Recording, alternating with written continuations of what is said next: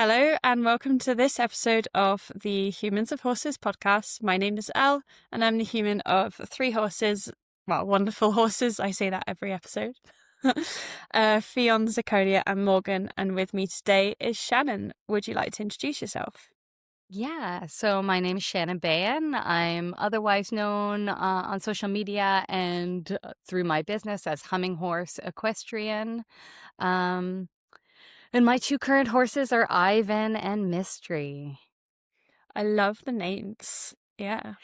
Yeah, those were for each of them. Those were their names to begin with. And I'm aware of that kind of folklore around it's bad luck to change a horse's name. However, part of me, I think one of my gifts is being able to sense the essence of a being. And I really like seeing what their essence name is, at least according to me. And so if I have a horse who comes with a name, I don't change it automatically unless I really think their name is not who they are, or it's like really far off from who they are. So neither of those horses' names I changed because Ivan, although it's not a name that would have been in my repertoire, he's such a big, hunky, hulky kind of guy with just a lot of power. So I wasn't, Ivan the Terrible, is it? Or Ivan the Great, depending on what mythic or historical lens we're looking at. He suits that. If I were going to change his name, I've sometimes got hits of King because he's got kingly energy, not even princely energy. I've met a lot of horses named Prince, but never King. Or Bishop has come to me. And yeah, there's there's a whole bunch of stuff around that, but Bishop has been one of his other names. And Mystry, it definitely suits her. Mystry's a mystery. Yeah, she came to me through a former client. The client had an injury with her because of part of her mysterious elements. The client had a very serious injury as a result of Mystry. It's not Mystry's fault, but it happened. And the client was no longer able to care for her. And so I took her over. But I knew that even that client had bought her at auction. And at auction, there wasn't much information on her. She had a lot of scars on her body, and she was beautiful. She definitely seemed like she had Spanish blood. And so knowing what I know about her now, I can imagine a history where she's a very beautiful, exotic-looking horse. A lot of people probably wanted to do things with her, and she had other ideas about how that was going to go. And so Mystry is definitely her name because we don't know her past. Yeah. No. And she's a mystery in all the wonderful, mystical, magical ways as well. I'm getting this image of like a darker colored horse with like these sort of wings coming out back of her and just walking through, like this sort of forest with like the bluebells and like big ancient trees and like a little bit of fog. That's what's coming up for me. You've got it all right, except she's white, not dark. But with all those ancient trees, the shadows probably would cast a dark hue on her. But everything else you named is our environment. I was mentioning to you before we hit record, we're on the far western coast of Canada in a rainforest region on Vancouver Island.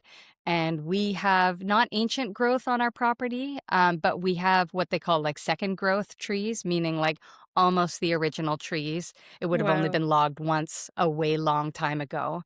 We're very lucky to have that. So we have very big, tall trees here, and she is definitely gliding through these trees on a regular basis, doing her mysterious, etheric thing. I love that. I made my spine tingle. Yeah. No, it's funny whenever people come on the podcast and talk about their horses, I almost really feel them, and I'm like, I feel like I then finish the podcast. I'm like, oh, I know this horse now, and it's really beautiful. Yeah. And I just realized, like, I haven't given my full introduction of myself, although I'm also like, do that. I'm like really content to even just talk about our horses at this level of detail. I'll follow your lead. Well, talking of names, Zirconia is my wise, spiritual, amazing older mare, and she her name is Zirconia, but it's not a name that you call out in the field, you know, like my gelding Fion. If you say Fion, they all think they're called Fion and they all come running. But he really knows his name. He's like, yes, I'm Fion. And that was a name change from his previous owner, actually, because the people who had him before named him something pretty mean, and I can't remember what that was, but it wasn't. It was a Dutch name, but it was not very nice. It was like Docho or something, which is like maybe dopey, something like that. Oh, I was like, that's really mean. Anyway, so she named him Fion, and that is his name. But Zirconia was like, who are you? I'm not really sure who you are. And one of my teachers, Rianne, she started calling her Vrouwie, which in Dutch means like lady. And she is a lady. So I still call her Zir or Zirconia, but I also call her Vrouwie. I'm like, hey, Vrouwie, like, come here, you know. And she's like, hello. I love it when multiple names come up for an animal. Yeah. Yeah, and they're different why does aspects. it have to be one, you know? Yeah, totally. Yeah. Like my cat's called Cheryl, but we also call her Cherylina because she's a little bit of a like snooty, like, you know, the way cats do. Yeah, she needs a bigger name. Yeah, for those multiple bigger syllables. Yeah. What would you like to share about Ivan and Mystry in this moment? For anyone that's followed me from other podcasts, I had been talking in the last year about Ivan had a serious illness. It's not a story I want to bring up a lot because, you know, we can get attached to stories and not move past our stories. But also there's a certain element to just digesting experience by retelling a story. And I'd say we're still digesting the experience of his illness. So without getting into all the details, he's still coming out of that. You know, he was well, depending on how we want to say it, you know, at Hell's Gates or at Death's Door for 7 to 8 months of last year. So that's a long time to be very sick. And we're coming out of that. But, you know, in terms of names and identities and who a being is and who a horse is, I think we're still waiting to see who he is entirely on the other side of this really big event. I know for certain he is incredibly resilient because there's a depth to how far gone he was that I didn't know a being could come back from once you're that sick. And that in itself, even though, you know, it's not all said and done, is pretty amazing to witness a being go to the depths of, you know, deep suffering in their body and come out of it is just like, wow, you know. And our vet would often comment, she'd even comment about where his vein was in his neck for her to collect blood because, you know, 7 or 8 months of being sick, there was a lot of blood we collected during that time and just a lot of various needles for various things. And she said his is kind of like really buried deep in the way that the kind of stallions that survive in the wild, you know, they have these huge fights. And the ones that live are sometimes the ones that just have anatomy that allows them to survive, you know, that the jugular doesn't get severed with a big bite or something like that. I mean, these are all kind of gruesome scenes, but she was just saying, like, there's a lot about his physiology that is just like, he's the stallion that would survive. He's got resilience just in those basic anatomical elements of him. You know, so a lot of the teaching I do these days, you know, I used to identify as a trainer. I still do for all intents and purposes, but a lot of my work is more towards the trauma recovery end of things between horses and humans. My work was mainly focused with horses, of course, being more on the trainer end of things. But at a certain point, I realized you have to address the human stuff as well. Yeah. Because if I'm working with dyadics, you know, like relationships, two beings in relationship, I have to be able to address the human as well. And so all that to say that working more on the trauma end of things, there's a tendency to get really into the minutia of sensitivity and what is wrong and what might have caused this and triggers and all these very like delicate things. So it's just kind of interesting, coming back to Ivan, that although I'm doing all this work that's like very in the delicate, like don't want to, we can get more into it. It's not that we don't want to trigger, but we're very alert to various triggers and sensitive to relational dynamics. There's a part of him that's like, yo, I'm pretty strong, like, I'm glad, lady, that you're really interested in all this sensitive stuff. But just so you know, like, I'm really strong in the deepest of ways. And so I'm trying to remember that from him. The invitation here was to talk about the horses a little more and kind of where they're at.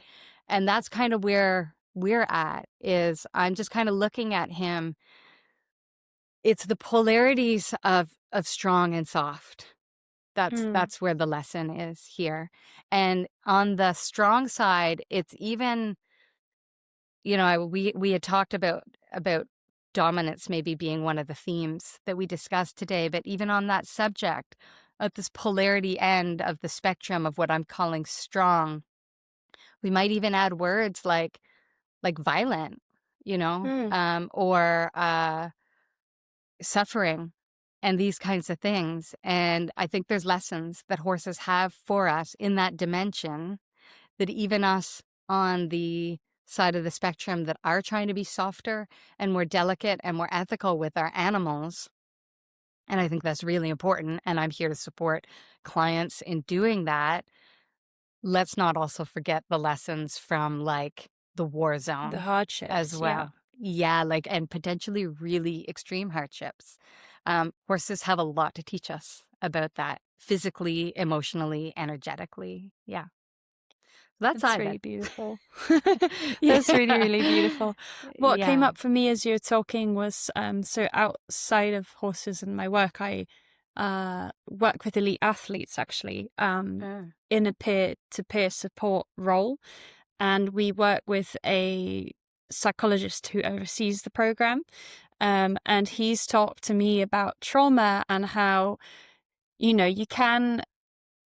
talks about it in terms of big T's and little T's, and how a trauma trigger, what can happen is he says, picture you're in a room like we are now, and you're supposedly feeling fine, but then suddenly a brick comes flying through the window. And he's like, and that's like a trauma being triggered, and it just comes flying in and it makes a mess all on the floor. And then he says, and you might have a few more bricks being chucked in here. And he says, you can either leave them, and it's chaos, of course, but you might want to tidy them a little bit. So he says it might be that when you're unpacking someone's trauma and deciding what to address and what not to address, you might say, okay, well, these bricks we all deal with, but these ones over here, let's just put them in a pile. And it might be that we never touch them and they just stay there in that pile, and that's okay. Yeah. Yeah. Yeah, I love that. I mean, you can't necessarily excavate it all. I think that used to be a little bit my approach with horses, was more the cathartic mode, which is like, let's go right into it. And it would be almost like an exorcism. Like, let's go to the deepest, darkest place and let's get rid of it. Let's like shine the light in here and let's get rid of the thing. And the more I expand my education on the nervous system and on trauma, the more I realize what a delicate operation. And I don't just mean delicate like, oh, we're walking on eggshells, but that interventions can be their own traumatic event if we come at a body or a being with too much intent to change. Like, change should be, this is the lesson that's coming from me. And this might be more my like end of the spectrum that is Mystry, my mare. They're very yin and yang. Like, they're very yin and yang. Like, she is very much the light colored horse, the more delicate, refined looking horse. She's our yin, and he's a big, hulking, black, strong yang kind of horse. And so that lesson on the yin side is just very small layers of intervention and very close awareness into very subtle phenomena. You know, she's always giving me the teachings on just the most delicate of interactions. But that also means that, like, for a being like her, that big change can happen from very small interventions. But if you try to make an intervention, whatever the intervention is, we can name them if it helps. But just very small interventions can make big changes. And if you try to make them too big, like this is, I think, where she ended up as an auction horse, beautiful as she is, and full of scars. Because I would imagine people tried to make interventions with this horse that were far too big. And she's an extremely subtle being. Like, she's like an elf fairy queen. Like, she works in the realm of like shimmering light. Yeah, exactly. Yeah. And so that's a lesson she keeps bringing me, but it's one that I think is applicable to many of the beings, and that those softer interventions are still applicable to even the big, strong ones. You know, maybe they can endure heavy, hard things, as I mentioned with Ivan, but that doesn't mean that there isn't still that we shouldn't still be searching for what is the lightest intervention here. I know this from my own physiology. I mean, I've got a very sensitive body. And, you know, I go to body workers of various kinds, and I've had to really like seek practitioners that understand the art of very small intervention. And I think the art of small intervention is one that has to come from deep observation of the specific organism you're dealing with. You know, whether it's a human body or a horse body. It's not just lightness. It's not just light touch or soft interactions. It's studying a body or a being to such a degree that you know exactly where to make that light intervention, and therefore the light intervention has a big effect. Does that make a sense? I can give more detailed examples, but speaking at an abstract sense, yeah. It's funny because you say light, and I'm thinking, yes, in terms of lightness, but also light in terms of spiritual light, actually. Yeah, like otherworldly light. Yeah. You know, I'm a big fan of like just the way my own brain works and my own style of learning works. I think the thing that I'm referring to here in this very abstract form is one that I think other people would almost think of as magical. But because of how my brain works, like, and like I say, my learning style is one where I'm always trying to find like the science in the magic. Just to get, I mean, I don't use those terms so much in my head, but I'm anything that might be looking like it's an almost magical intervention, which sometimes the work I do is, often it is. But it's come from very deep, close observation. And for anyone that's like patient enough to hear me explain how I came to the conclusion I came on what intervention to do, I'll be able to explain step by step what I did to get there. It's not just like, and I called on the gods and they rallied behind me. That's cool. That's cool for the people that can do that. Like I say, I think the type of work I do might sometimes look like that, especially when I'm working with a horse like Mystry, like my Mystry, but really comes from very deep, close observation. Yeah, it's not just... So yes, it is light in terms of lightness, and it is also this other... the light realms. Yeah. But I also just want to assure anyone who's listening that it's something that is observable. Yeah Or feelable. Observable at the like level tangible. of feel. Tangible, thank you. Yeah, exactly. Yeah. We're cool. out in the weeds. A conversation with me always is gonna be like this. That's We can fine. ground it at any time you'd like. Or we can also just fly. That's fine. We can fly. Yeah. Mm-hmm. I want to actually ask you, where does the name Humminghorse come from? Well, that's one that I can't fully explain all the steps to. Yeah, sometimes there really is just insight. Yeah, and I would park that name in really more of an insight um, dimension. Um, it started out. I was doing horse stuff at the time, but I was an academic at the time, so horses weren't my primary thing. I had 2 horses, but they weren't my primary thing. And when I birthed that name, Humminghorse, it was actually for a little raw food line and kombucha line that I was like doing on the side, when I was not wanting to be heavy in my academic work. I had this little farmer's market kombucha and raw food line that I was doing, very, very grassroots.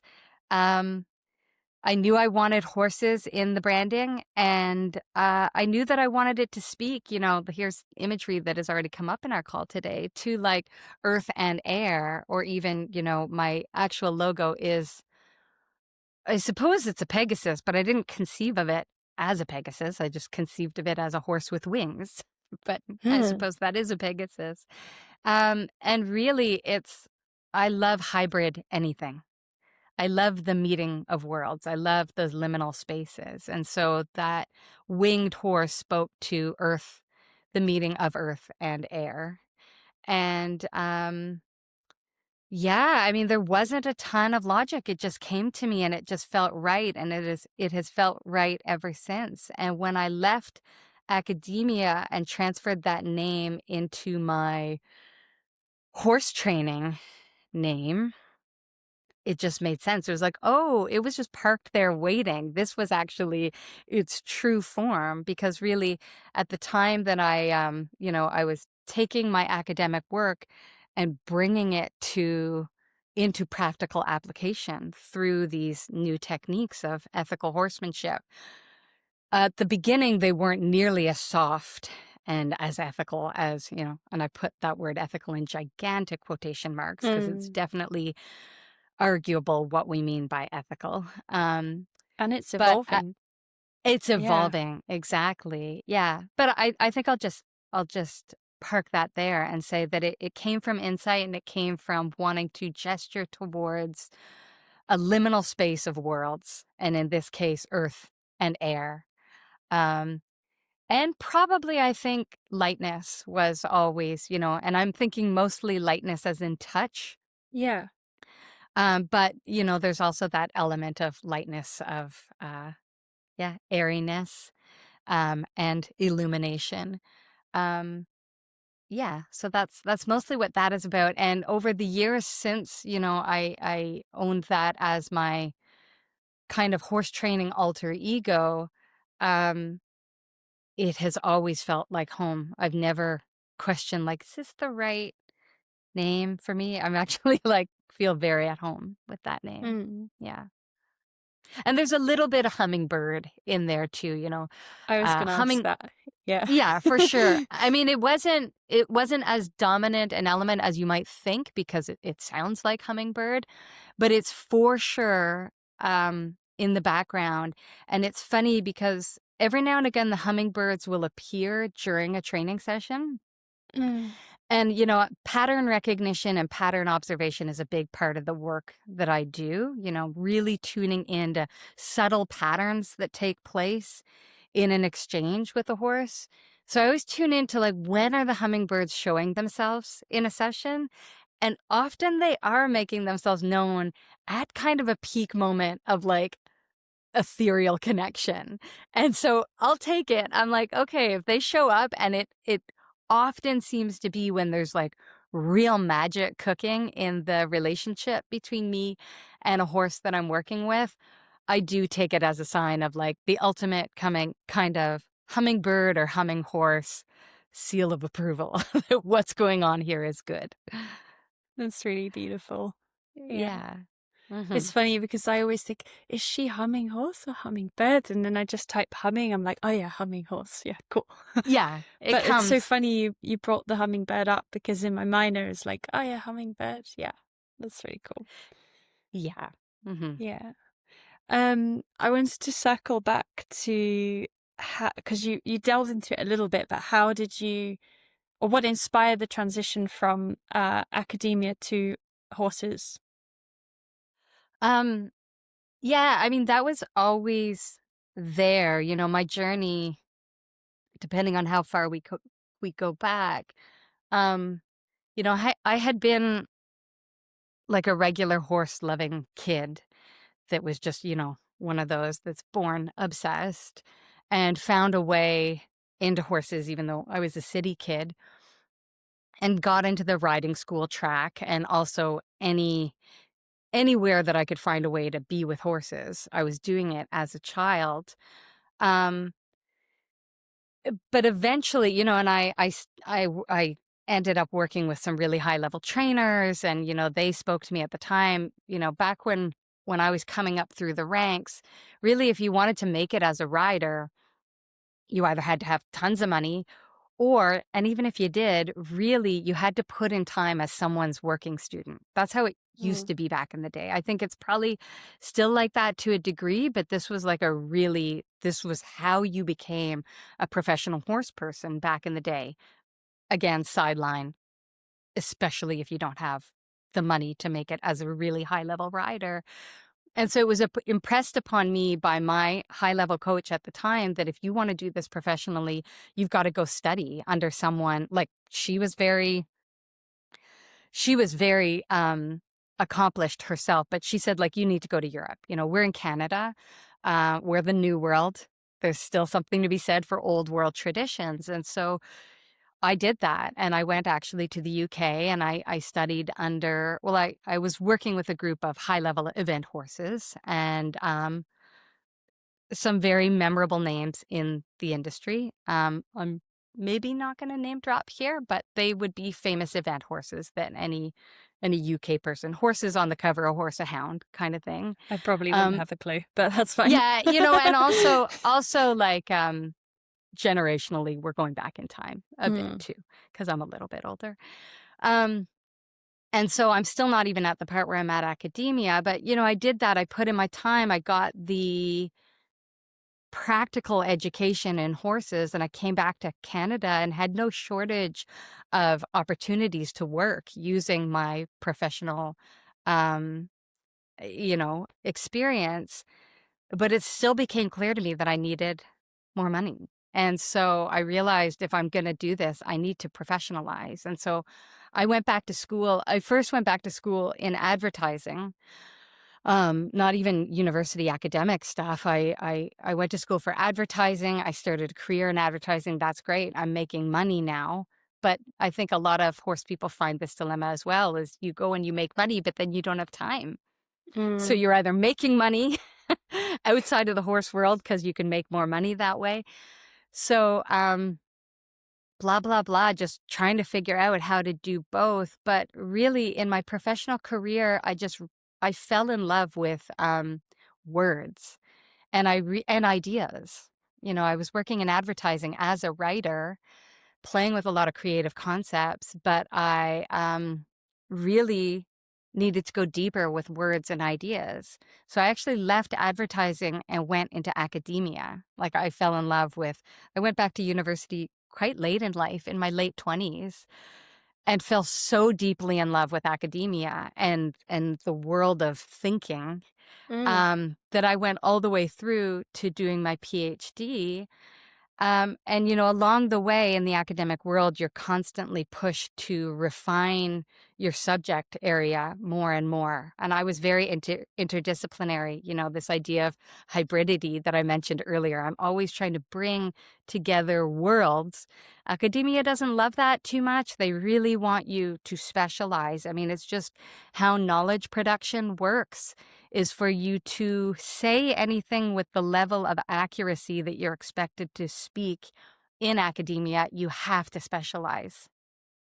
They don't want generalized, sweeping statements that combine worlds. They want very precision thinking that drills down into a subject matter area. So I knew at some point I was going to need to bring horses back in, whether it was actually, and throughout all this time, I was still coaching on the side and still riding on the side, but horses were still not back at the level of prominence where they were my primary focus. And so the way to do that was through my academic work. I was very interested in my academic work about, the biggest of big ideas about metaphysics. What is the nature of reality? Why are we here? What brought us here? Like, I wanted the biggest questions answered.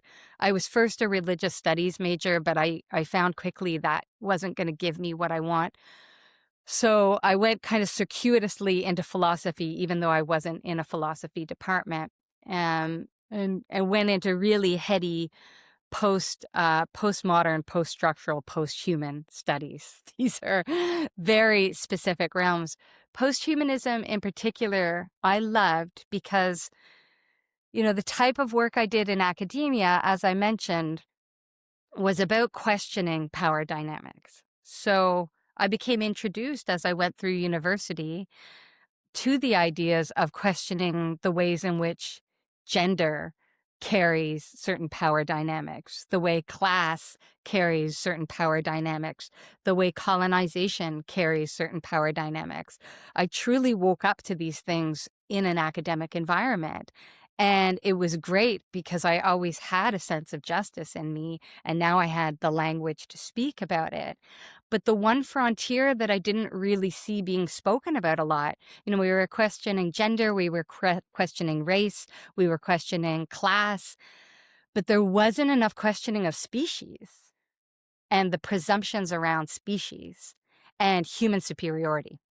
It was in there a little bit, but even I was very unsatisfied having been a person who had worked with animals their whole life, the way that when I would find academics that were speaking about species, it didn't occur to me that any of them were people that actually spent time with animals.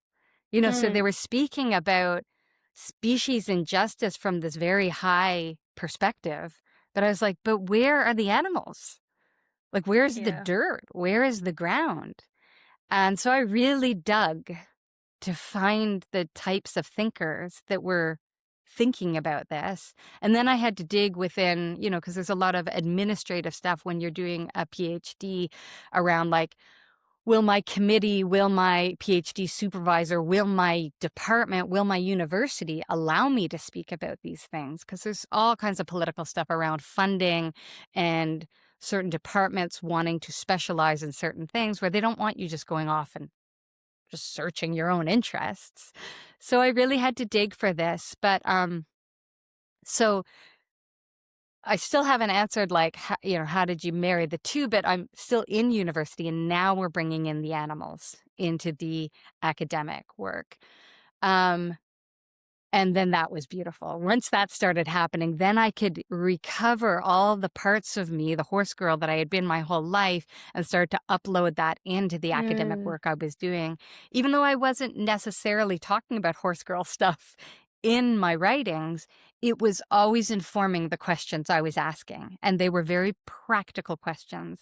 And it allowed me to formulate questions, because so much of academia is situated around debate. If you're going to bring another voice into your writing, another thinker's research into your writing, it's usually done through kind of, we're going to push against. We're first going to understand what that speaker is trying to say, and then we're going to push against it, potentially, or we're going to kind of refine a thought. And so my horse girlness was always the thing driving that, how to formulate questions that were really in the practical of,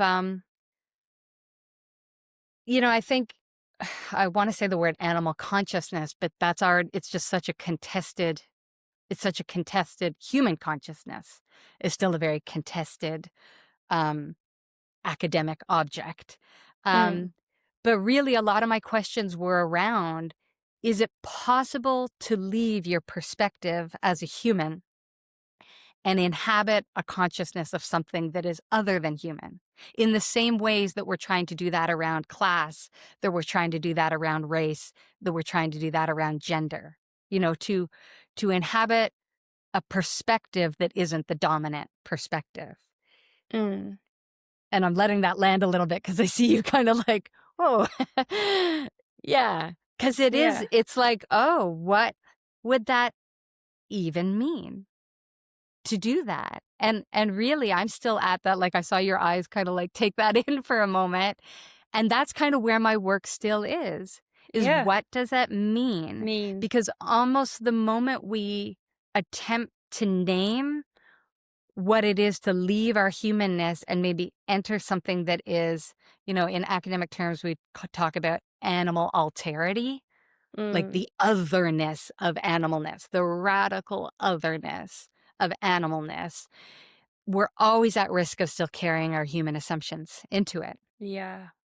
Yeah. And so I'm still at the place where it's like, okay, maybe it isn't fully possible. Although I really did read a lot of stuff about shapeshifting, whether it was instances of shapeshifting that appear in literature, or whether it was like anthropological reports from different cultures that in quotation marks claim, not that I'm contesting that claim, but claim to be able to shapeshift. Now we're talking about something really radical, and it sounds like we're talking about something mythical, but I don't think it is. I don't think, like, I'm still shapeshifting. Shapeshifting was a word that was in much of my early kind of dissertation material. Not just as like we're in Harry Potter, or we're in like I mean, that's cool too. But what would it mean to change your form? Yeah. What would it mean? Like even not physically. Like we can also talk about that. But what would it mean to inhabit the lens of another being? And so even if we say that that's like, well, that's crazy talk, like that doesn't happen, that can't happen, even if we agree to that, and I don't, but even if we agree to that, we could still hang out in the question around what would it be to try to come out of some of our conditioning as humans and inhabit something else. And that's where my work still is. And just to tie that all up, I'll just name that in the 5th year of my PhD work, I became very sick in my body. Like my body started to fail me in really wild ways. This was some of the big teaching. And I did leave my PhD. So I actually never finished it. I think it's important for me to say that, because otherwise it kind of sounds like I have it, and I don't. Although I think 5 years into a PhD is pretty good.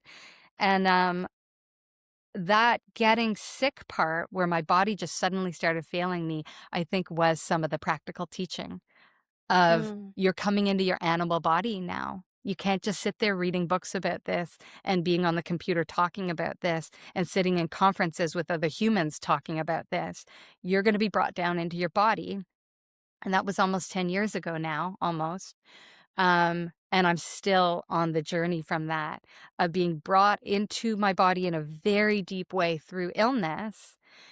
And from that, leaving academia, being sick, new insights that happened in my body from the illness, that has been my horse work since then, with a lot of Mm. insights from the body from illness. So that kind of answers some of that, is like, how did you marry the academia with the horses?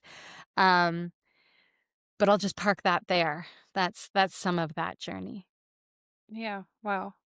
I think Yeah. it's amazing, because I hear friends who say like, I actually have a friend at the moment. She said, "Yeah, I have this going on with my heart. I'm struggling with eating, or blah blah blah blah." But then she also says, "Oh, but I'm really busy at work, and like, I feel good because I'm being recognized for what I'm doing." But she says, "I'm struggling to cope with the increased workload." And I said, "Well, have you talked to your manager about setting boundaries around that?" And I also said, "It sounds like your body's kind of saying, 'Hey, I'm not okay with where we're going, Exactly. and what's going on in our life. Something needs to change.'" And Yes. it's so empowering when you begin to listen to your body. That's it. I think Yeah. that is one of those entry points into quote unquote shape shifting. Like, let's first, the legacy of what it means to be human in the Western world, this is the academic part of me talking, is one that has a legacy of presuming the mind to be above in the hierarchy of, in the order of things in the Western world, mind above matter, mind over body, and the body being that more animal side of ourselves. There's a long history that we of need this. to listen to and Well, give autonomy to. Well, and we might want to also understand the ways in which we've been conditioned out of our bodies. It's really helpful to know that that's baked into the cake of modern psychology. Even though there's somatic traditions now in psychology, it's still the foundational discipline of psychology is one that presumes mind over matter. Same with anthropology and the colonizing agenda of history is one that presumed that cultures that still lived in their bodies and were refining into the mind were inferior cultures. Boy, we're going to regret, if we're not already, I sure am, what was lost in those cultures by not retaining some of the wisdom traditions of the body, and then in particular how the body disperses sensorially into an environment and with other species, and that there's continuity of the body and therefore relations and therefore kinship and therefore family, that there isn't these separations. I mean, there's some separation, but there's not the separation. So yes, it's remembering to listen to our bodies, but I think it's also important to know the kind of historical features and how deeply, like I say, baked into the cake it is for us to be distanced from our bodies. There's several historical occurrences that make Western, what we call modernity, what it is, because we've prioritized mind over body. It's no small thing. It's not a matter of just going, I'm going to listen to my body. It's knowing that almost every discipline you're going to interact with, almost any like sector of society in the modern world, is already going to have presumptions of superiority of the mind over the body.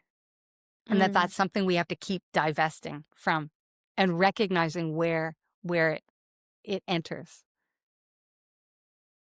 I'm going to share a little bit of personal story now with this topic. So I just moved back to the UK. I'm British, but I've not spent most of my life in the UK. I've spent most of it elsewhere. And I was 6 years in the Netherlands, and where do I even start?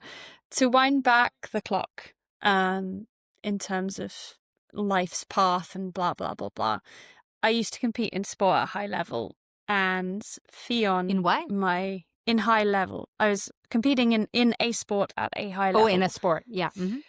Fionn was born, if I remember correctly, the 5th of August 2014. And the last time I ever stood on a podium was the 1st of August 2014. I was on the other side of the world at the time. Anyway, I, until last year, asked myself the question, why did everything that happened pull me to the Netherlands? I was never supposed to be there. It was not, like, why did I go there? And I did some training there in 2018 and for my job, and that's how I met my husband, who's British. We met on the flight out to Amsterdam, and I remember just having this feeling like I have to be in this country, like I have to be here. But at the time I was working out of France, so the opportunity arose for me to move in 2019 to the Netherlands. And again, I had this pull, like, I'm going to live in a Dutch house and I'm going to cycle around. And I just had this image of like, this is going to happen. And then COVID happened. And then I'm not going to go into huge detail. I found Fionn, and over time I've realized like I was meant to find this horse, because this horse is the pinpoint where my life totally changed. And talking about the body, I think it was always his path and my path for him to move back with me to the UK, because even though he was born in Belgium, I think his home is here. Like, now he's here, he's so grounded and so peaceful. I mean, he's still Fion, so he still has his loony Fion moments, but all of a sudden we could walk outside in the lane and he wasn't scared anymore. Like in the Netherlands, he was always over threshold. He was always anxious, running around. And I was like, dude, I'm trying to do everything to support you. Why does none of it work? And for myself, having now been here 3 months, I'm back to full-time work because I was part-time when I was in the Netherlands for about 1.5 years. I'm back to full-time work now. I have more energy than I've ever had in my life, and it feels fantastic. And the horses are doing really well. And I'm starting to open up the channels for animal communication and all of these things. And like when I do my visualization exercise for the meditation, I can really feel the roots like I couldn't feel them before. And that's that whole body thing. It's like, I'm where I'm meant to be. Finally, I'm like, but I had to do all the other stuff first before I came here. Yeah. And I mean, lucky for you that there wasn't a big breakdown moment in the body. Like even you're referring to your friend that's starting to sense some of those things. But I mean, I did. Oh, you did. You just didn't. Well, I didn't and go so there yet. I think those are the calling home moments. I mean, not that I want everyone to have to go through some horrific body experience, but for those that are, or even getting kind of wafts of it, it can be very scary. But I a little bit like when I hear it's happening to certain people, because it's the calling home moment. And for me, it was very visceral. Like it was, I would talk about them at times as like spinal epiphanies. I'd have like actual epiphanies coming from my vertebrae, or from various nerves. Like these were very, like little firings. I mean, I could go on, like they're their own whole, story. But the point being, like, they're very specific sensory messages that didn't necessarily even translate up into words. But there was a whole relationship with parts of my interior neurological and physiological self that became teachers that I still don't have language for, but inform, let's say, even to this day, an interaction with a horse. When a certain nerve fires up or when my spine behaves in a certain way, that those are my guides, and to zoom out a little more specifically, pain very much became a guide for me. And even working from states of chronic fatigue became a guide, and really starting to notice what drains me and what doesn't. And then starting to match some of that up with moments that I'm drained, with seeing horses being in states of agitation and going, oh, what would it be to like alter the circumstances so that I'm not being drained? And lo and behold, they were becoming calmer.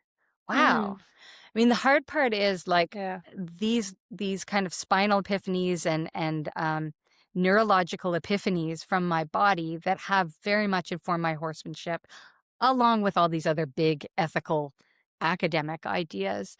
They oh geez, I'm so sorry. My mind went blank for a moment.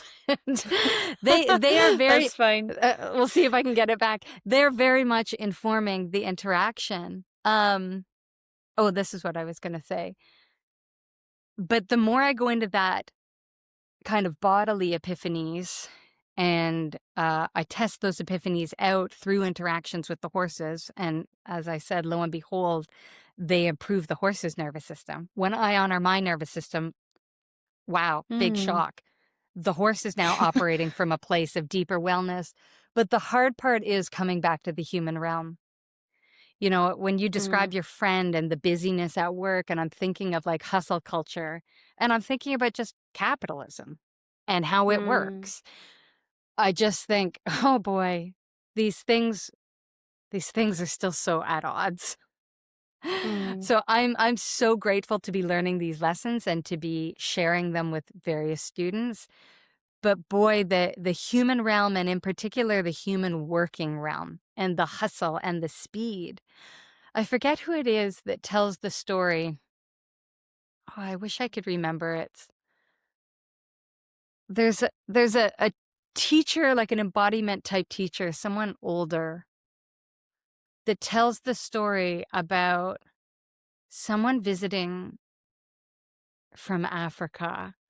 And it's almost so parodied that I'm almost picturing it like a scene from like as distasteful as it is now, Coming to America, Eddie Murphy's Coming to America. But that wasn't the story. But it's something like that. And this person, like, watching how they were in New York City. I mean, it really does Oh, sound like the wow. plot to Eddie Yeah. Murphy's Coming to America. Um, but kind of observing the pace of, and we're thinking of this exaggerated scene where it's New York City, and them going like, where I come from, no one would be moving that fast unless they were running from something, like unless their life was in threat. What's going on here? You're all moving at a pace as if your life is in threat. And the insight from that of like, oh, geez, we are like, our nervous systems don't know that we're moving at these paces. And even if we're not in a city like New York City, even the pace of online is like that. You know, how much Yeah. information we're processing. There's so many messages to our nervous system that our life is at threat and we have to be rushing constantly. You know, I watched a documentary last night about John Candy. He's a Canadian comedian, but he made it big in the 80s, even in America. And them talking about, like, you can be standing there winning an Oscar, like you're at the pinnacle of your profession, like winning an Oscar, and the media will already be asking you, what's next? Like, what are you doing next? Yes. Yes, yes, yes. And when is enough enough? Yeah. Yeah, I mean, it's never, you know, you can do a good post and you can get a good following, and it'll trickle out, and it's like, okay, and what's next? You have to keep feeding the beast to remain relevant. And are we allowed to tell our nervous systems that we don't have to do that? It's almost an identity crisis of, well, but if I Yes. don't constantly do that, then who am I, or what is my worth? And that's a hard question to sit with. But to me, these are still some of those questions that sit at the border of what I named earlier as my academic work, of what it would it be to exit even a little bit our human conditioning and inhabit something more of an animal conditioning, even just a tiny bit. I'm not saying become the animal. I think it's very difficult to fully inhabit an animal realm, although I think I do more and more, and I notice it more and more when I go back into The human world, yeah. really dense human realms, whether it's a city environment or, you know, I just traveled through the Denver airport, which is one of the biggest airports in the world, I think. Definitely it's the biggest in North America, from what I recall. Um, what a trip. What a trip of just bodies, you know, and my nervous system training, kind of recognizing how you have to go into a bit of a freeze. You have to go into a bit of a disassociation. I have a hard time with that. My nervous system isn't, I'm more on the fight flight end of things. I'm not very, I don't easily move into freeze. And I think freeze is valuable. I think disassociation is valuable. Um, to move through that airport with full presence is like, I don't know if you'd want to. The amount of stimuli you'd have to process. But what a trip. Try and explain that to an animal. It's funny, I was asked at work last year on an online day that we did where it's like, what is the busiest time of your working day? And I was like, I know exactly when the busiest time of mine is, because it is the moment that I feel the most like, again, you have to shut down. So I used to work Yeah. at Amsterdam Airport, and I said the moment I step off that bus into the plaza where I get dropped off, and then I have to go through the like I don't know what you call it. It's just like it's called the plaza. So it's got like the train station, it's got some food places, it's got some shops, then you have to go up an elevator, then you go through security, and it's not just crew security, we'd go through passenger security because we didn't have our own security. Then I'd have to go through passport control, then I'd have to go down the stairs, then I'd have to go, and there were people. And that I said, that's the busiest part of my day. And they were all laughing. And I'm like, well, if you compare it to some of the places that you guys work at, which are much smaller, because now I work at Bristol, and it's like I get off the bus, I go through one door, I go through security there, which is a tiny little security, and then I go to the plane, and that's it. There's not this whole hustle bustle going on. It's just like, this is peaceful. What a difference. Yeah. Yeah. And in the Netherlands as well, I noticed it. Everybody is rushing. And their time is more valuable than your time. So they will go through red lights. They will do U-turns at traffic lights, which in the UK is illegal. They will cut you up. They will just rush. And I noticed it when I came here to work. I'd get on the bus that takes me from the car park to the airport, and I was like, oh, everyone's like letting people get off the bus. Everybody's getting off the bus before the first person steps on the bus. And then it's like, oh, after you. No, after you. No, after you. I love that about British people. I think it's great. Yeah. But at one point you end up being like, okay, I actually do have to be the one who maybe goes first now, because this is just going to go on. There's that but little in the bit Netherlands, of it was like, there was this little chaos of like, I'm getting on, you're getting off, and no one cared, and you pushed and whatever. And I was just like, it's so like, wow, okay, taking a step back now and being somewhere else where life is so much slower, because in the southwest of the UK, we're slow people, we don't rush. And it's just so refreshing. Yeah. Well, and so it's so beautiful to have the comparisons cross-culturally, and this is even cross-culturally within a culture. Like these are just kind of sub locations or subgroups within a culture. So comparisons are great for just noticing the ways in which we're conditioned. But we can also just think of how, I mean, these are certain airports, those are extreme situations, but these are still very normalized experience for humans, right? And then we come to our horses. And our nervous systems are primed for this being normal, even the lesser versions of it. And so these are the kind of things that I like people to think about, is to just be constantly questioning the norms of our conditioning from our various cultures in these very practical ways. You know, airports are neat because it's like a lot of like rush and then waiting and then rush and then waiting and it's also high density of bodies. And so you usually have to go into a bit of appeasement, you know, no, you go first, or avoid eye contact, or like read bodies well enough spatially to kind of move around each other in a way that we aren't going to collide. Some of that is kind of animal experience that we do inhabit. It's not very often that I think in a natural setting that many individual animals are going to have to contend with each other, you know. Usually maybe animals are parts of or something. But then they're part of an existing social group system. Whereas you hit an airport, we're all coming from different kind of. We're not part of a herd. We become a mob, but we're not really part of our herd. And so these are just great kind of things to think about, you know. When is it showing up, and what context is it showing up? And what are our strategies, and what are other people's strategies? So it's not even about, like, this is the kind of work I do more of with people. Nervous system work is becoming more and more popular, and the terminology around it. And I love the terminology and the concepts. But sometimes we don't even need those, because we can just start to compare, you know, what are the ways in which we are, from our various human environments, accelerated, disassociated, appeasing. And I say appeasement, like often I'll refer to appeasing in a negative way, but appeasing is really important. It's important that when we're in an airport that we appease each other to some degree. Otherwise we'd be punching each other in the face, you know, like get the hell out of my way. Although I also want to name that even some of that healthy aggression is important.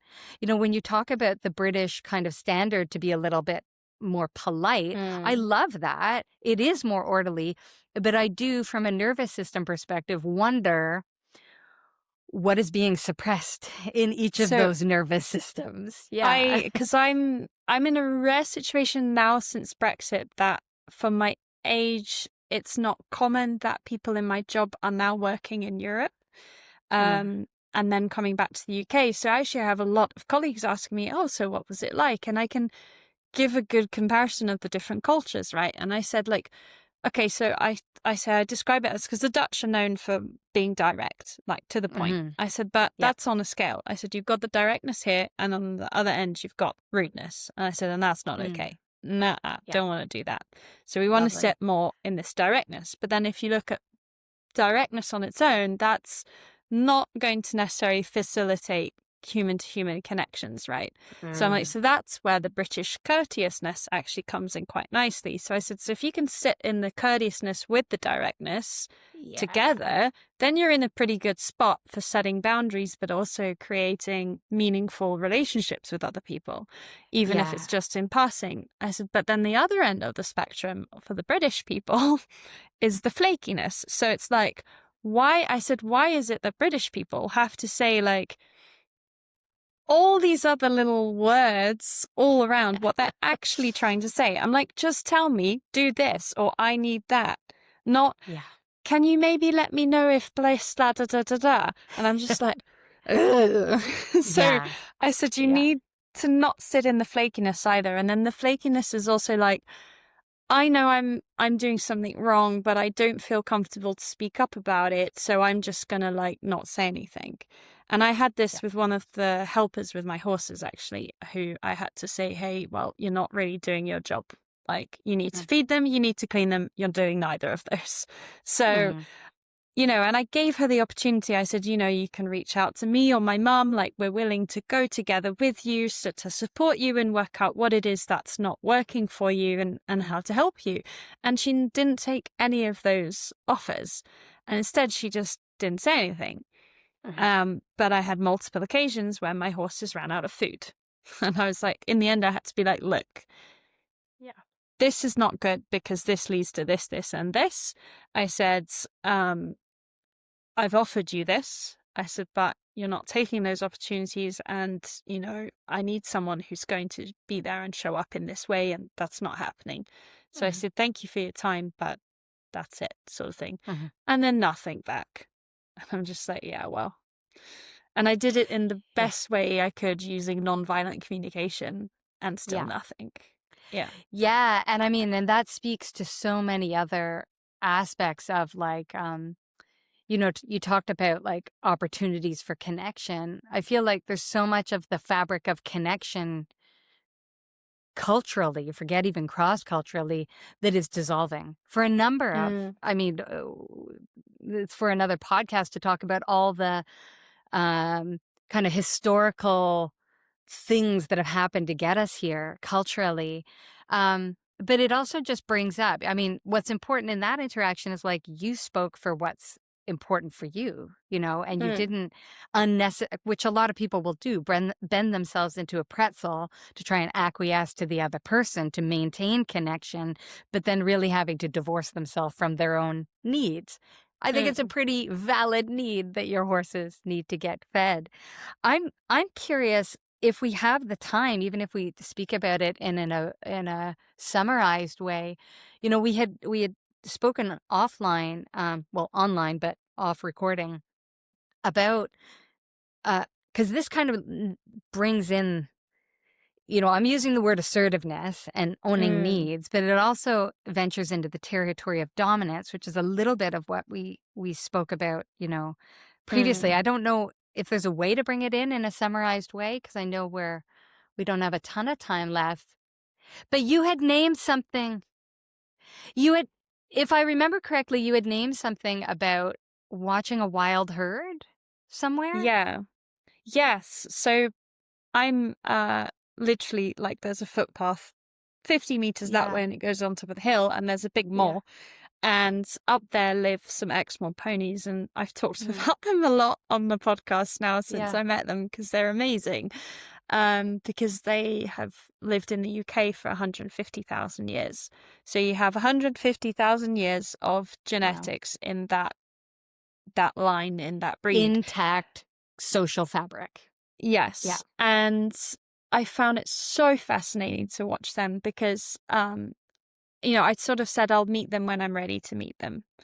And then they showed up twice. I've met them twice. And the second time I was able to sit there for an hour and a half. Like, I just basically sat there until I was really cold. And I was like, okay, I'm going to go home now.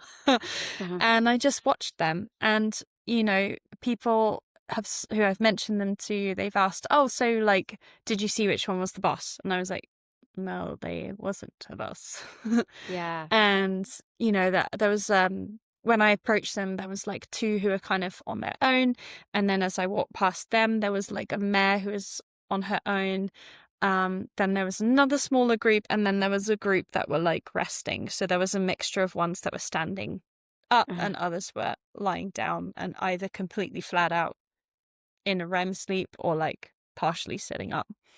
And what I found interesting in this time I spent with them is that hardly any of them ate during that time, which was interesting. And I didn't observe any dominant or lead being or individual. I just saw occasionally someone saying, hey, you're a bit too close. Can you move over here? And that's about the extent of it. Yeah, you were talking about the pony, and you had mentioned that they weren't all grazing during that time. Yeah, and then there was no like dominant one besides asking, hey, can I have some space? Yeah.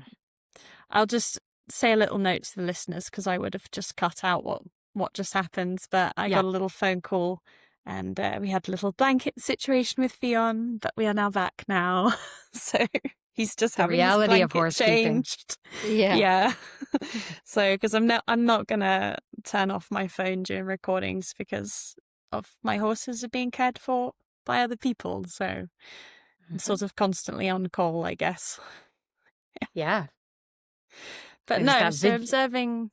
Yeah, I'll carry on. Observing the Exmoors is like, I think for me, if the thing I sort of took away from that was if all their needs are met, and obviously in the domestic world, it's very hard to fully replicate what these ponies have. We can try our best to, but there'll always be things that aren't there. But when it is as balanced as it can be, and meeting their needs as best as it can, that's when I think, this whole idea of a dominant horse is a bit, I sort of roll my eyes at it. Yeah, I mean, there's been a lot of research done on that, and that's now finally trickling down into popular culture a little more, debunking the alpha myth, although, it's a bit late in the conversation for me to get into all the details of it.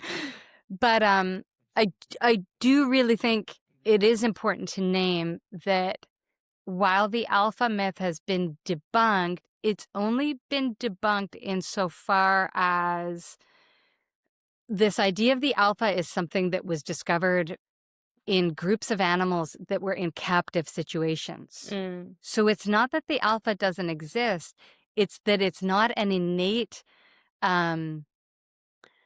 social role that tends to show up in wild societies, groups. But it does show up in captive environments. And so I love the idea of trying to base our animal keeping on what we know to work in the wild and to try to replicate that to the best we can. But in the same way that I'm saying we want to be aware of what our human conditioning does to our thinking and be aware of like all the historical forces that have caused us to think and behave in certain ways, we want to remember that about the animals too. And as much as we want to replicate environments that are as close to the wild as possible, and more people are doing that. We talked about track systems and, of course, the idea of species appropriate caregiving, but to also know that there are certain features that happen in captive environments, and to always kind of be students to captivity as much as we are to students of the wild. And by that, I mean to not just get so caught up in the fantasy of the wild that we forget to keep naming what are the captivity conditions that cause certain behaviors. The airport is an extreme example of human social culture, how it behaves in certain captive environments. The airport is a beautiful example. I call them bovine moments because I feel like we're moved like cattle, Yeah. and it's great to see how do we behave in these extreme captive environments. And let's be real, if we call those bovine moments, we're being moved like cattle. Are we being moved like cattle in their wild form? No. Are we being moved like cattle in their captive form? Yes. In what context are cattle moved like that? Usually when they're going to slaughter. So what does it mean that we're being moved like animals going to slaughter to travel places? We don't need to answer that question in this podcast, but what we're doing there is naming certain conditions in certain environments bring up certain behaviors. And let's And just having mindfulness of that and awareness of that and acknowledging it. And study it with your individual nervous system, and study it with each of your horse's individual nervous systems. How do they respond to their captivity conditions? Yes, spend half of our time thinking about how can we make their environments more natural, certainly. But what I'm urging people to do more and more is also, along with the fantasy of replicating the wild as much as we can, which we can't.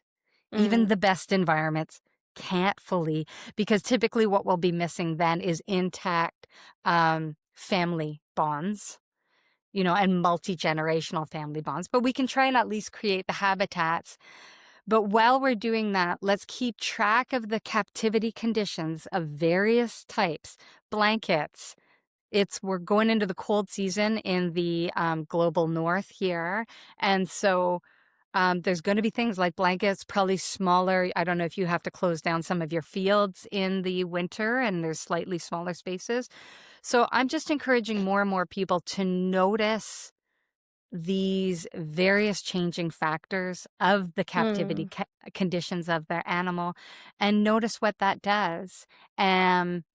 But also keep half your eye to the fantasy of recreating wild environments as well. It's like the balance of the two polarities again, like the hybridity of it. Can we hybrid the wild and hybrid the domestic settings, but also know the limitations that we can offer within the domestic settings, because we're not ever going to be able to replicate that wild. That's it. And to not also, because I see a lot of this on the quote unquote ethical side of things, a lot of people are beating themselves up a lot for not being able to replicate those wild environments.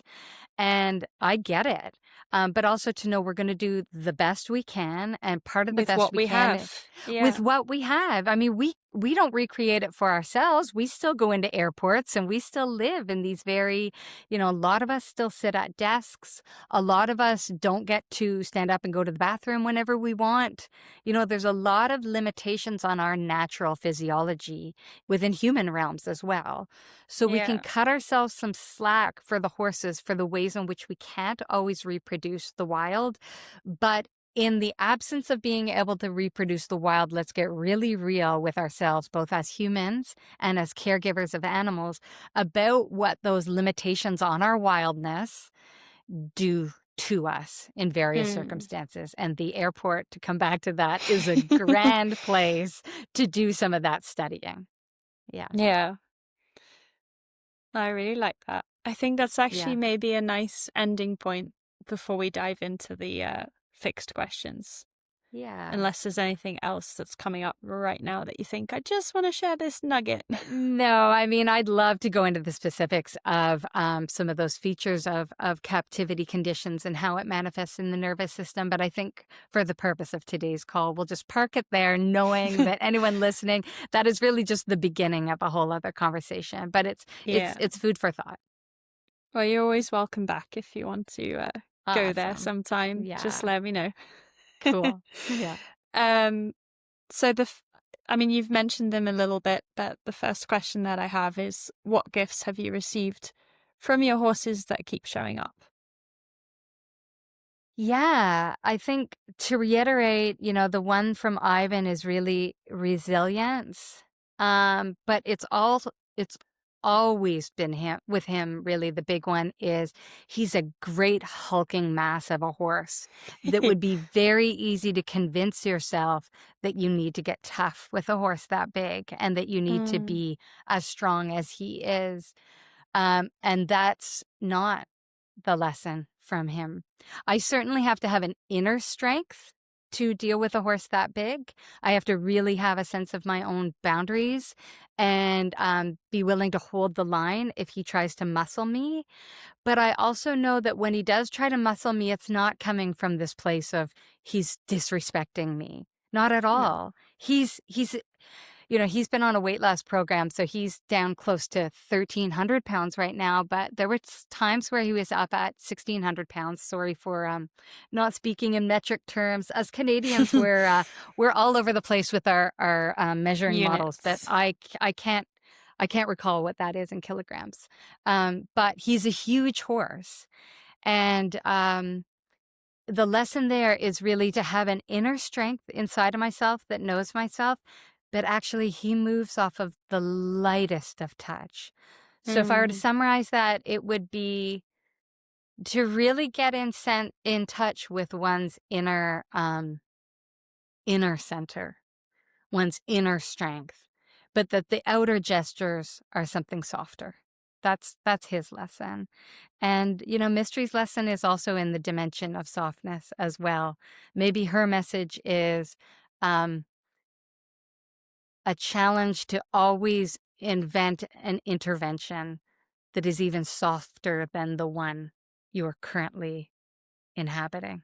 There's always something even a little softer. And that doesn't mean leaving the inner strength. It's always still inhabiting the inner strength and the inner center, but it's an ever more subtle gesture, not just softer, more subtle. The yin and yang is really coming forward for me because you mentioned it earlier, and that they both are teaching softness, but in a different way. Yeah, and I'll just add to that center point. Yeah, and I'll add to that some of that is a feeling, a lot of that is a feeling, but the feeling comes from close observation. And that close observation comes from being able to slow down our human nervous system. Comes something very far from the airport version of ourselves or even the office version of ourselves into something very soft and quiet, mostly for the purpose of observing. And in that close observation, we can get that subtlety of that yin dynamic. Yeah. Beautiful. Yeah. Question number 2. What message do you want to send out into the horse world about horses? Slow down. Slow down. And the slightly more nuanced piece around that is because I think a lot of people are getting the message around slowness, but then they don't quite know what to do with it. That's where I do a lot of the work with my own clients is it's not just slow for the sake of slow. Because then I see people doing this weird artificial slow that is connected to nothing. It's just the idea of slow. So my added little directive around slow, we're speaking in summarized terms here. It's that the slowness I'm referring to is always connected to something. And in particular, it's connected to a lot of things, but in particular, if I was going to try and connect it to one thing I'd want other people to pay attention to, it's their horse's processing speed. Slowness should always be plugged into a feedback loop of your horse's processing speed. Now, that can take a long time to even understand what is meant by a processing speed, but I would begin by inviting people to notice what causes their horse's nervous system to go up. What does that look like? And what causes it to go down? And what does that look like? And in particular, how many layers of down can we drop into? Not just the initial down where they were dancing around and now they're not dancing. It's like, but has their respiration slowed down? Has their head begun to lower? Are they licking, chewing? Are they present and able to connect with you? So the slowness is not just slowness for slowness' sake, because that's weird. And I see a lot of people doing that. But you said go slow. Yeah, go slow, but connect it to something. It's got to be part of a feedback loop with something. And I would encourage to notice processing speeds around nervous system activation and deactivation.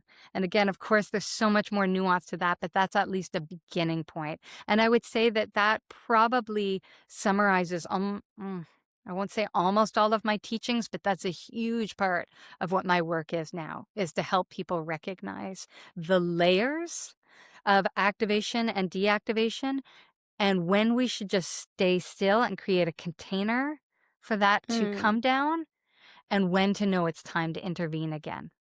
So it's slowness, but slowness plugged into a feedback loop that's connected to the horse's nervous system. Really cool. Yeah. It reminded me of a time when, so I found a teacher in the UK after we moved, and I was running up and down in the lane trying to help her find where to turn. And before then, Fion had been absolutely fine. But then, of course, I come back all like hyped up because I've been running up and down, and he suddenly starts being like, doesn't know what to do. Yeah. So I looked at my watch. I was like, my heart rate is 135 beats per minute. I was like, that's why he's not okay right now, because he needs me to be like way down here again before he can trust me to interact with him again. So I said to my helper, I said, okay, you take him, you begin the lesson, and I'll join you once my heart rate's back where it should be. Yeah.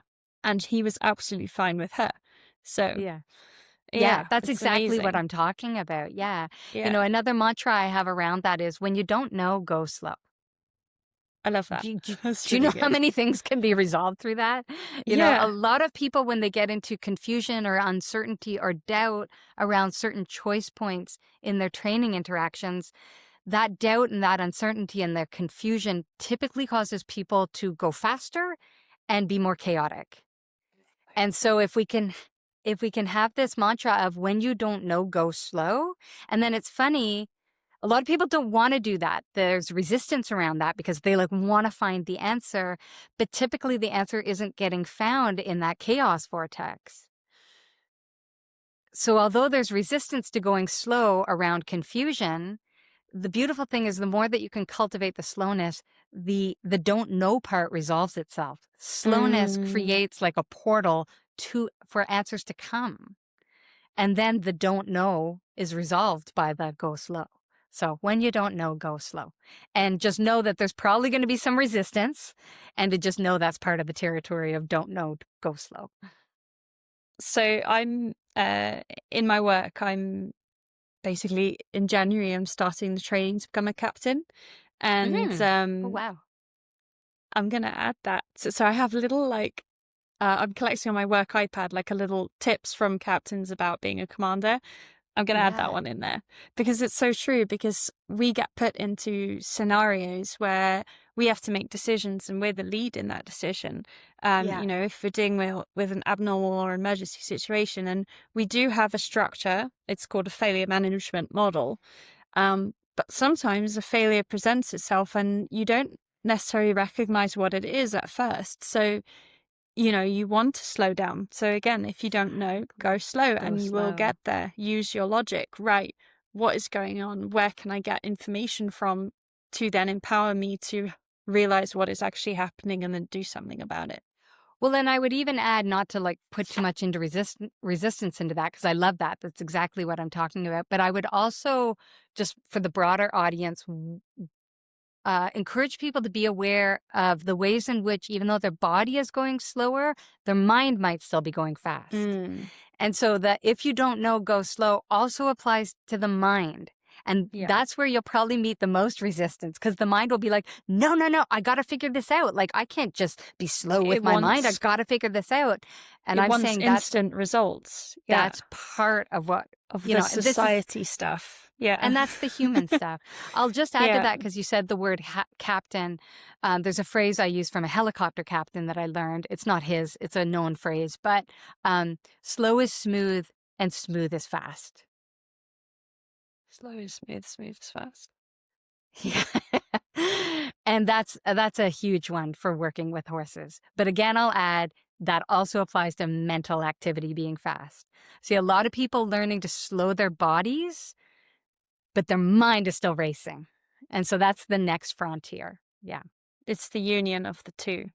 Yeah. And it's much harder to slow that mental one down. But even just knowing, even if we can just go, oh, I didn't really. That's what's happening. Yeah. That's what's happening, is my mind is so busy. And that's monkey mind, right? And this isn't about the idea that we'll achieve perfect non-monkey mind or meditative mind, but just knowing, yes, look at that monkey swinging from all its trees, even in its rationalism and its logic. Look at it. Did you ever read The Chimp Paradox? No. Oh, maybe you'll like it. It's about the monkey minds. It's more orientated to a sports performance, but it looks at the monkey versus the rational minds. Right. Yeah. Okay. You might like and I'm it. almost pairing the two. I'm almost saying that the rational mind can still be a monkey mind. Yeah. Yeah.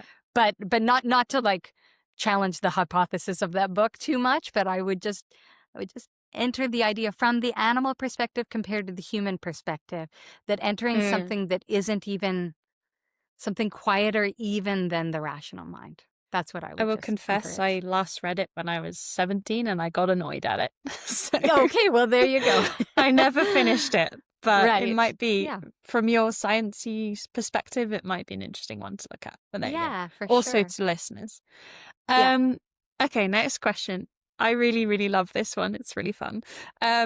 If your horse, so in this case, Ivan and Mystry, if Ivan and Mystry were a part of this conversation right now, what would they say about you? Oof. Geez, I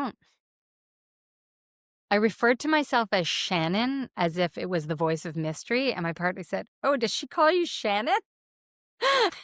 Like, even just inhabiting that perspective of what she even calls me was such a radical perspective. What would they say about me? I think they'd probably, even though I'm preaching slow and all these things, I think they would still tell me to chill out. There's probably, although I can teach myself to move very slow and be quite calm in our training interactions, me as an equine caregiver who lives with my animals worries about them a lot. It's hard not to. It's hard not to be this attuned to a creature and to not worry about them. And I think they would probably be sending me messages around at the like metaphysical caregiver level or existential caregiver level, like just relax a bit. Existentially, we're okay. We are capable souls that have an ability to tend for ourselves in the existential realm, and you don't have to worry about all of the pieces of us. And if they said that to me, I would have a very hard time receiving it. But nonetheless, I think they would say something like that. Relax. We're okay. Yeah, I love the honesty of that. Yeah. Yeah, I have to do that at the moment because the cameras there aren't working. I see my guys every 2 weeks, and I just have to know that whilst I'm here, they're okay. Yeah, and sometimes they're not in the physical realm. Sometimes they're not. I've just lived through that with Ivan. Sometimes there's not. There's a lot of little things that come up. And the more you know, the more you see. And it can be hard to relax around that. But I do really try to acknowledge in that more existential realm in terms of them being two souls moving through this dimension that happen to live with me right now, that they have a competence that I am not in charge of. And that's very hard for me to know when it comes to like, oh, there's an abscess popping, or I got to watch out for their weight or blankets or whatever it is. It is really hard to hear that. But that's a much deeper soul lesson I'm trying to learn as an animal caregiver that really cares and that has It's the balance, anxiety right? around that care. Yeah. Yeah. I thought that, so I've been driving for 13 years, and I thought yesterday that I killed my first animal with my car, but my husband and I had a conversation about it afterwards, and he was like, well, there was no mark on your car, you didn't hear the dunk, it was a little squirrel, and we think it was the car in front, but when I drove past, I just saw him flat like in the road, and I literally had to pull over and bawl my eyes out because I just like couldn't believe I'd done this. And we even turned back to go look to confirm that it had happened, and I was so sad. Like, I was really, but in the end, get like, that. we also had this discussion because he's so sweet. He said, we can pick it up and like bury it in our garden. And I said, no. I said, it's someone's food. I said, so it will feed a bird. And then he said, oh yeah, I saw a bird like already checking it out. And we went back on that road today, and it had gone. So it was someone's food. So I was like, that's okay. Yeah. I think there's so much, with our human conditioning and our modern human conditioning that we don't know about the logic of death and even why it happens and when it happens. And even if the person who caused it, whether did they really cause it or were there other bigger soul contracts at play. Yeah. And whether that was even necessarily the wrong thing or a bad thing to happen. And so I try to loosen, this is where that name Mystry from my horse Mystry, I really try to loosen my understanding of all these things and leave space for the grand mystery around all these things, and to just show up in the best way I know how, and to try not be taken out at the grief around witnessing some of what is inevitably going to happen when we're caregivers of animals, or even just observers of animals in the wild, like a squirrel running across the road. Yeah. My next question, which came from the previous episode to yours, actually, from Amity. So a little dedication to her. What limiting belief have you transcended thanks to horses? That's probably a huge list. What limiting belief have I transcended? I think, to keep it on theme with what we've been discussing, it's an ongoing inquiry into the ways in which I'm conditioned as a human. And I don't know if I've transcended it. It's an ongoing inquiry. So I would like to transcend my humanness. But, I don't think we get to spiritually bypass this body. And I think there's some important lessons about my humanness. But it's not a transcending, but it's this ongoing invitation to step outside, or try to step outside of my humanness to inhabit something else. And it's ongoing. Yeah. Well, you're the first person to answer that question. So there you go. Okay, love cool. it. Love it. I love that one also. It's a big one. Yeah, it is. It came up in the last episode, and I will answer it because I also just recorded a episode where I had to answer my own questions. So for me, it's the feeling of being enough. Before Fion, I really struggled with self-worth, and I really struggled with sense of self and being enough. And now I know I'm enough. So wow, yeah, that's lovely. That one. Yeah. This one for me is because I really love music, and music is like, I don't listen to music because I enjoy it. I listen to it because I have a memory attached to it. So what music reminds you of your horses? My own journey of music has gone from like being very into what's of the moment and what's the most cutting edge music of the time, to coming, I'm really more into very formless music right now, whether it's jazz, like very formless jazz, or whether it's almost like meta music. I don't know if you know about meta music. No. Like it's like frequency music. Oh, okay. Like it's very ambient, kind of like you can pick like the hertz that you listen to. Like this will be a heart heart frequency music, or so it's these more formless types of music that remind me of my horses. If you're talking about specific, are you talking about like specific to No, each of their just personalities? it might Yeah. be that there's one particular track or there's a particular theme that reminds you of them. It's not Yeah. specifically anything. It's Y- what you make of the Yeah. answer. I would say these formless styles Formalist of music. music. Yeah. Nice. Less, definitely no language, no words, and very formless in the musical structure. Yeah. I love that. That's Yeah. really cool. I'm going to have a listen now afterwards. And the Yeah. last question, which I really love, and that was gifted to me by this land here, was what or where makes you feel wild? My land. Yeah. Yeah. You know, we didn't talk about it here, but we came to this property. This is going to be year 7 now, and we've been in relationship with the land. We attempt to be in the same way that we do with the horses, which is to try and let the land have say in what happens with it, because it was a good portion of it was, what they call raw land. It wasn't developed land. And so although we are developing some of it, we try to do so while really listening to it. And I'd say we err on the side of it being quite wild. And because it's our home, because we feel safe in it, we're allowed to be quite wild in it. It's the opposite of the airport. We don't quite run around naked on it, although sometimes, but we get to do something close to that. And so, yeah, our land. Love it. Yeah. Well, thank you very much for your time this evening thank for you. me and morning for you. Yeah, exactly. Yeah. Yeah. Yeah, we're just starting our been- day. We're about to go out onto the land. Yeah. I really love when I listen back because stuff lands with me again. So I really look forward to listening to this Again. back.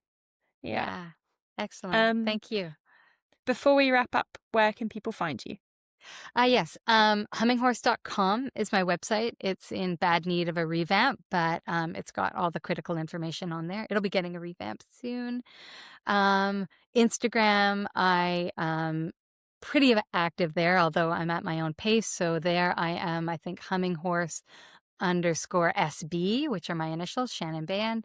But I should be pretty easy to find if you just look up Humminghorse. And then through either of those vessels, I have a Substack where I get much deeper into just longer form writing and philosophical musings. I'm very overdue to revamp my online course, Cleaning Up the Contact Zone. I'm probably still a little less than a year away from that being redone. It'll just be rebranded as Contact Zone, but you can find it through all those channels as well. So if you just remember the name Humminghorse and Google that, you're probably going to find me. Fab. Yeah. Well, thank you very much. Yeah. And I wish you Thank a you. lovely, lovely day with too. the horses. Thanks. Yeah, well, I'll sleep. Yeah. A good day tomorrow with the horses. Take care. Okay, take care. Bye.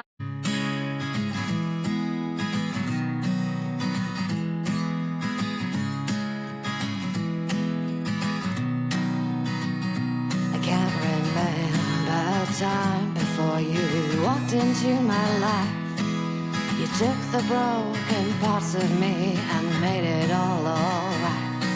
There's an easiness to your grace that I will never know, and every day this feeling only grows, and every moment with you just bleeds into one. Your easy smile greets my eyes just like the morning sun, a reflection of my soul, one heart that beats for two. Just know, my love, that I will carry you.